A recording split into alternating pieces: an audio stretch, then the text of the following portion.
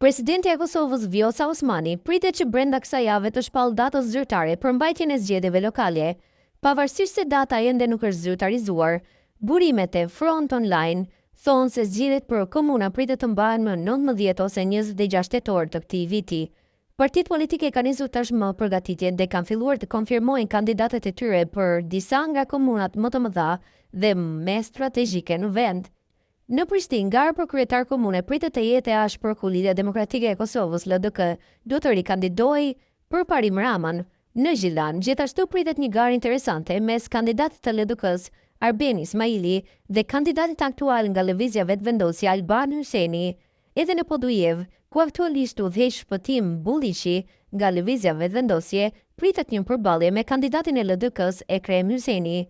Në Manishev, nisma socialdemokrate do të garojë me Ekrem Kastratin, ndërsa në Deçan, kandidati i Aleancës për Ardhmërinë e Kosovës, Bashkim Ramosaj do të përballet me dy kundërshtarë, Natyra Kuçi nga Partia Socialdemokrate dhe Shkumbin Demaliaj nga Iniciativa e Deçanit, një ish-deputeti i AK-s.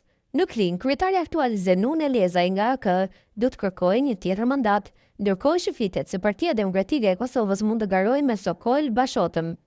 Ndërsa në Mitrovic dhe Ferizaj, ende nuk janë konfirmuar emrat e kandidatëve, në disa komuna të tjera situata tashmë është më e qartë. Në Pej, LDK-ja do të garojë me Gazmen Muaxherin, ndërsa në Lipjan me Imri Ahmetin, dy kryetar aktual që kërkojnë edhe një mandat të ri.